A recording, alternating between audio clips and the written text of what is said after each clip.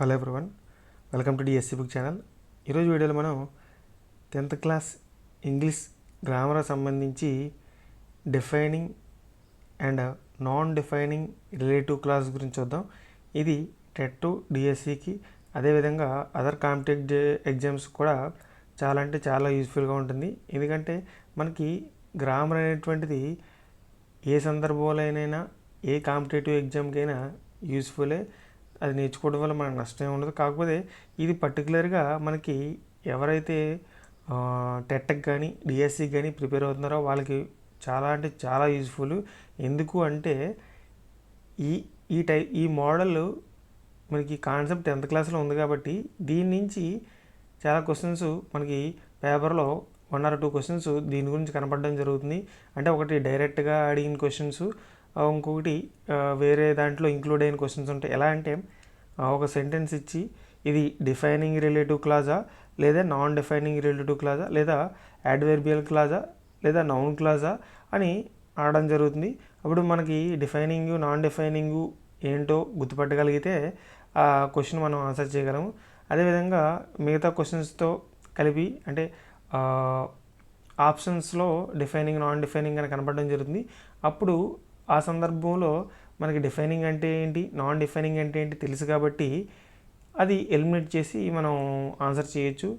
అదేవిధంగా టెట్ డిఎస్తో పాటు school students కూడా యూస్ఫుల్లే. ఎందుకంటే ఇంకా బాగా మీకు వీడియో చూడడం వల్ల అర్థమవుతుంది. ఒకవేళ మీకు స్కూల్లో కాన్సెప్ట్ అనేది అర్థం అవ్వకపోయినా ఈ వీడియో చూడడం వల్ల మీకు చాలా క్లారిటీ వస్తుంది. ఇక దాంతోపాటు నేను ఎక్సర్సైజెస్ కూడా ఇవ్వడం జరిగింది. మీకు దాంతోపాటు ఈ కాన్సెప్ట్తో పాటు ఎక్సర్సైజెస్ కూడా మీ చేయిస్తాను. ఇక వీడియోలోకి వెళ్దాం. చూడండి, ఇది గ్రామర్ సంబంధించింది 10th class. Defining and non defining relative class ఇవ్వడం జరిగింది మనకి కాన్సెప్ట్ కింద. అయితే ఇది యూస్ఫుల్లే. టెట్లో కూడా డిఎస్సిలో కూడా క్వశ్చన్స్ ఆడడం జరిగింది. మీరు కంపల్సరీగా నేర్చుకోవాల్సిందే. ఇక చూడండి, ఇక్కడ సెంటెన్స్ ఇవ్వడం జరిగింది. The woman who taught him surfing had been bitten by a shark. అదొకటి. తర్వాత Nick who was teased and bullied had an electric wheelchair for mobility అని 2 సెంటెన్స్లు ఇవ్వడం జరిగింది. అయితే మీకు డిఫైనింగ్ అండ్ నాన్ డిఫైనింగ్ ఏంటి అనేసి తెలుసుకుంటే సరిపోద్ది, ఇంకా డెప్త్ అవసరం లేదు. ఎందుకంటే మనకి ఈ 10th క్లాస్ అంతవరకు ఇవ్వడం జరిగింది. అది గుర్తుపెడితే సరిపోద్ది. మీకు ఇంకా అంత డెప్త్గా నేర్చుకుని ఇంకా ఫుల్ గ్రామర్ నేర్చుకోవడం వల్ల మీకు యూజ్ ఏముండదు.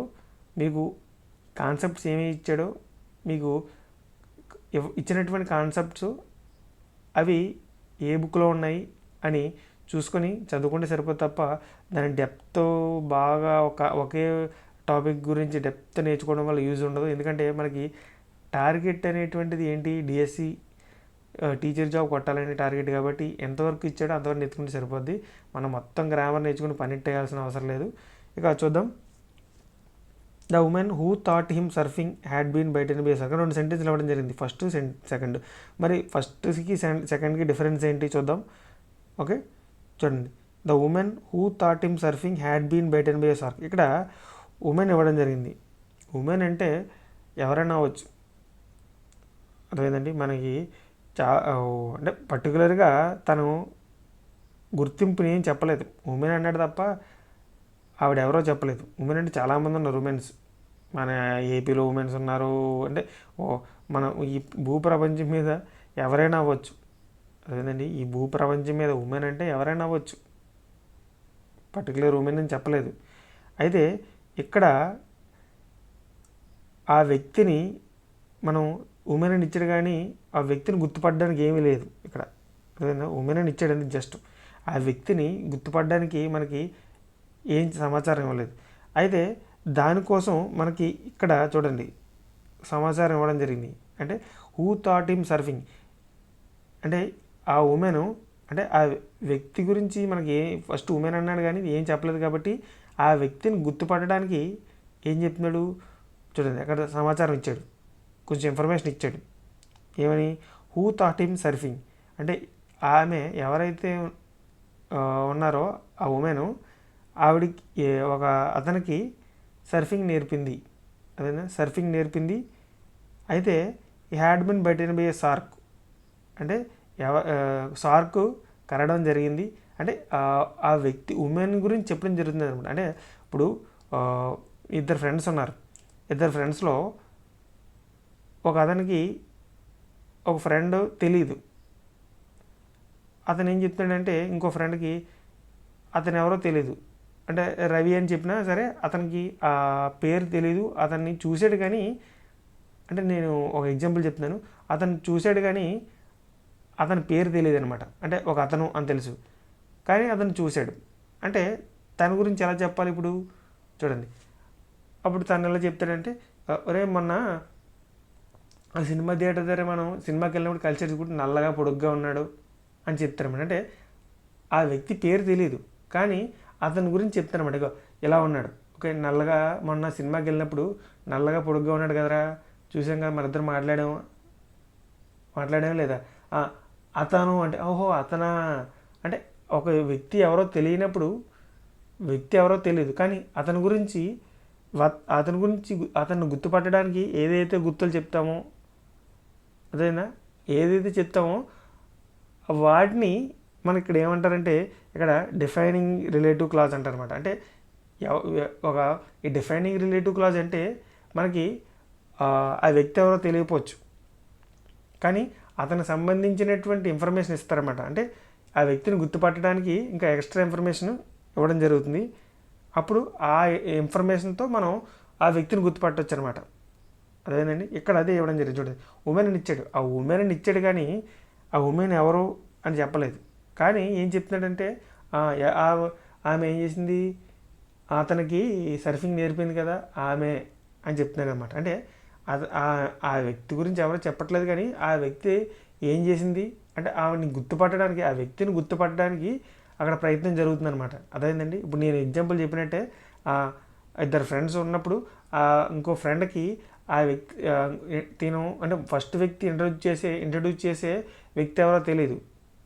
అంటే రవి అని క్యారెక్టర్ అయినా ఎవరో తెలియదు కానీ అతను ఏం చెప్తున్నాడు, మొన్న సినిమాకి వెళ్ళాం కదా, ఆ సినిమాలోని నల్లగా పొడుగ్గా ఉన్నాడు, మనం మాట్లాడాం కదా ఆ వ్యక్తిరా అంటే ఓహో అతనా, అంటే ఆ వ్యక్తి ఎవరో తెలియదు కానీ అతని గురించి చెప్పడం వల్ల అతను గుర్తుపడడం జరిగింది. అంటే ఇక్కడ ఈ డిఫైనింగ్ రిలేటివ్ క్లాజ్ కూడా అదే అనమాట. అదేనండి, ఆ వ్యక్తి గురించి తెలియదు కానీ, ఆ వ్యక్తి ఎవరో తెలియదు కానీ ఆ వ్యక్తి గురించి చెప్పడం వల్ల ఆ వ్యక్తికి గుర్తింపు ఏర్పడింది అనమాట. అంటే ఆ వ్యక్తిని గుర్తుపట్టడానికి నువ్వు చెప్పినటువంటి గుర్తులు అనమాట ఇవన్నీ. అది మనకి డిఫైనింగ్ రిలేటివ్ క్లాజ్ అనమాట. అంటే నువ్వు డిఫైన్ చేయాలి, ఆ వ్యక్తి యొక్క ఉనికిని నువ్వు గుర్తించగలగాలి, అదేనా ఎంటిటీని గుర్తించగలగాలన్నమాట. ఓకే, అది డిఫైనింగ్ రిలేటివ్ క్లాజ్. అంటే అర్థమైందండి. అంటే పేరేం మెన్షన్ చేయరు కానీ ఈజీగా మనం అతని గురించి చెప్తారన్నమాట. అతను ఎలాగ ఉన్నాడు, ఆమెకి సర్ఫింగ్ నేర్పింది, ఆమె మొన్న నల్లగా పొడుగ్గా ఉన్నాడు, ఆమె నల్లగా పొడుగ్గా ఉన్నాడు, అతను తెల్లగా పొట్టిగా ఉన్నాడు అతను అని చెప్తుంటాడు అనమాట. ఇన్ఫర్మేషన్ ఇస్తాడు, అంటే వ్యక్తిని గుర్తుపట్టడానికి చెప్పడం జరుగుతుంది. అది డిఫైనింగ్ రిలేటివ్ క్లాజ్ అనమాట. ఇక నాన్ డిఫైనింగ్ రిలేటివ్ క్లాజ్కి వస్తే ఆ వ్యక్తి మనకు తెలుసు అనమాట. అంటే ఆ వ్యక్తి పేరు ఇచ్చాడు చూడండి, నిక్ అని ఇచ్చాడు. మరి ఇంకా డిఫైనింగ్ రిలేటివ్ క్లాజ్ అంటే ఏంటంటే ఇక్కడ నిక్ అని ఇచ్చాడు చూడండి. ఎగ్జాంపుల్ చూద్దాం. Who was teased and bullied had an electric wheelchair for mobility. అంటే ఇక్కడ వ్యక్తి ఎవరో ఇంట్రడ్యూస్ చేసేస్తాడు, అదేనండి వ్యక్తి ఎవరో మనకు చెప్పేస్తాడు, చెప్పి అతని గురించి ఇంకా ఎక్స్ట్రా ఇన్ఫర్మేషన్ ఇస్తాడనమాట. అదేనండి ఫస్ట్ డిఫైనింగ్ రిలేటివ్ క్లాజ్లో వ్యక్తి ఎవరో చెప్పడం కానీ అతను గుర్తుపట్టడానికి, ఆ వ్యక్తిని గుర్తుపట్టడానికి మనకి కొన్ని గుర్తులు చెప్తాడు. ఇక్కడ నాన్ డిఫైనింగ్ రిలేటివ్ క్లాజ్లో నువ్వు అతని గురించి చెప్పవసరం లేదు, అంటే డిఫైనింగ్ చేయవసరం లేదు. ఎందుకంటే ఆల్రెడీ నీకు ఆ వ్యక్తి పేరు కానీ, ఆ వ్యక్తి పలానా చిరంజీవి అని కానీ అని నీకు ముందే పరిచయం చేసేస్తాడు.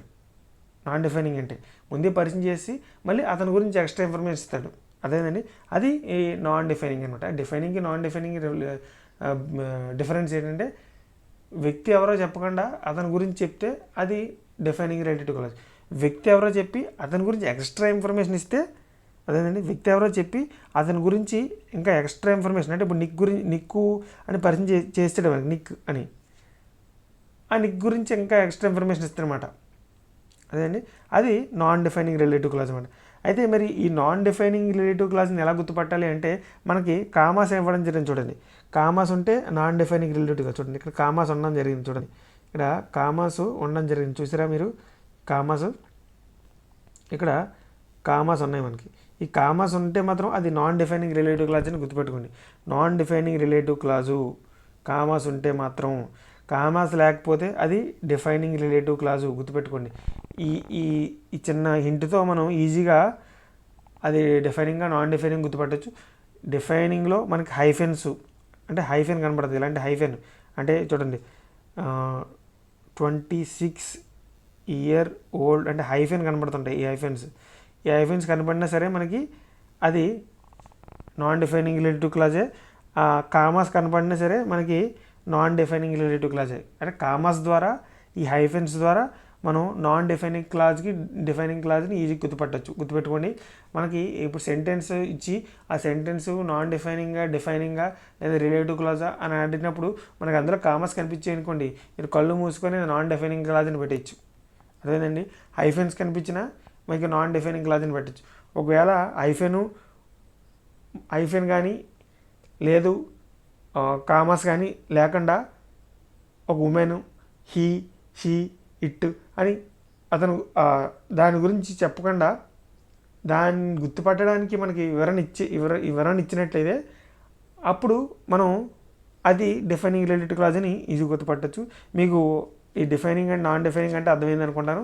ఇక కొన్ని ఎగ్జాంపుల్స్ చూద్దాం.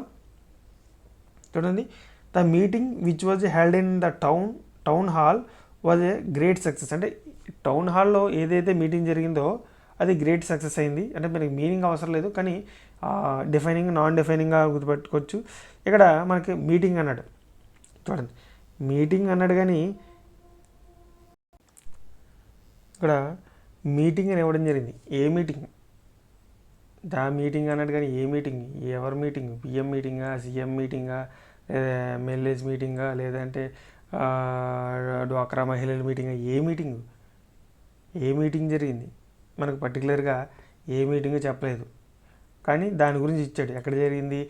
మొన్న అంటే ఎగ్జాంపుల్ చెప్తున్నాను, హాల్లో జరిగింది కదా ఆ మీటింగ్, గ్రేట్ సక్సెస్ అయింది కదా, చాలా బాగా జరిగింది కదా ఆ మీటింగ్ అని చెప్తున్నాడు అనమాట. అంటే దేని గురించో చెప్పలేదు, కానీ ఎలా జరిగింది, ఏంటి జరిగింది అని చెప్తున్నాడు. అప్పుడు నేను ఏం చెప్పుకున్నాం?